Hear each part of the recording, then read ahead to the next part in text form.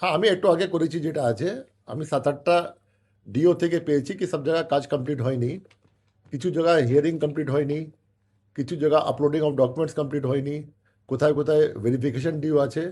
আর কিছু জায়গা যেটা আছে ডিসিশন, ফাইনাল ডিসিশন ইয়ারও পেন্ডিং আছে। এটা নিয়ে যেটা লাস্ট ডেট ছিল 7 তারিখ, আজকে ছিল, ওটা আমি 7 দিন এক্সটেনশন চেয়েছি, 14 তারিখ পর্যন্ত টাইম চেয়েছি। আচ্ছা, তাহলে কি আপনার চূড়ান্ত ভোটার তালিকার জন্য সেদিনটাও কি তাহলে পিছিয়ে যাবে? নিশ্চয়ই, দেখুন এটা পিছবে, তারপরে এরপরে তো একটা প্রসিজার আছে, আমাদেরকে টেস্ট চেক করতে হবে, তারপরে 10 তারিখ পর্যন্ত আগের ডেট ছিল কি এটা যাবে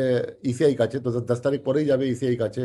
3-4 দিন ইসিআই নেয়, আগে ছিল 14 পর্যন্ত ইসিআই এটা দেবে, তো নিশ্চয়ই পিছবে। কমিশনের তরফে কোন কোন জেলা পেলেন? কমিশনের তরফে এখনো কোনো রেসপন্স না, এখন কমিশনে গেছে, 1 ঘন্টা আগেই গিয়েছে, কমিশন রেসপন্স দেবে, বাট এটা অ্যাজিউমড আছে যেমন কাজ শেষ হয়নি তো এক্সটেনশন হয়ে যায়। কোন কোন জেলার জন্য চাইবেন? দেখুন আমাদের যে আছে বিভিন্ন জেলা বিভিন্ন স্টেজ আছে, যে আমাদের হিয়ারিং কমপ্লিট হয় না ওটা খুব বেশি জায়গা নেই, যেমন নর্থ কলকাতা ডিও বললেন একটা অ্যাসেম্বলি সিটে হিয়ারিং শেষ হয়নি, সাউথ কলকাতা বললেন আমাকে কি মপ আপ হিয়ারিং চলছে,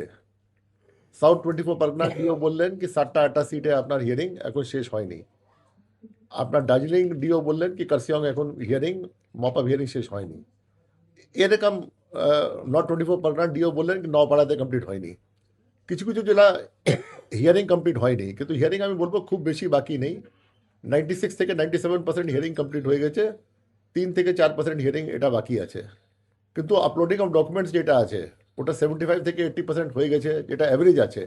15-20% এখনও বাকি আছে, তারপরে ভেরিফিকেশন যে আছে, যে ডকুমেন্টস আপলোড হয়ে গেছে 70 থেকে 80% ভেরিফাই হয়ে গেছে,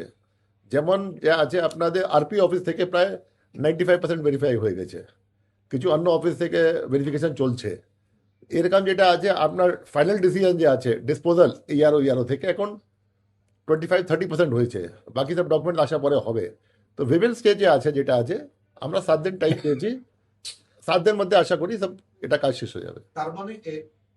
ফেব্রুয়ারি মাসের লাস্টে গিয়ে বেরোবে চূড়ান্ত ভোটার তালিকা, ফেব্রুয়ারি লাস্টে কি মিটিং আছে? মানে end of this month. End of this month ওর আগে भी হতে পারে, क्योंकि এখন যদি 14 তারিখে আমরা করে দেবো সাপোজ,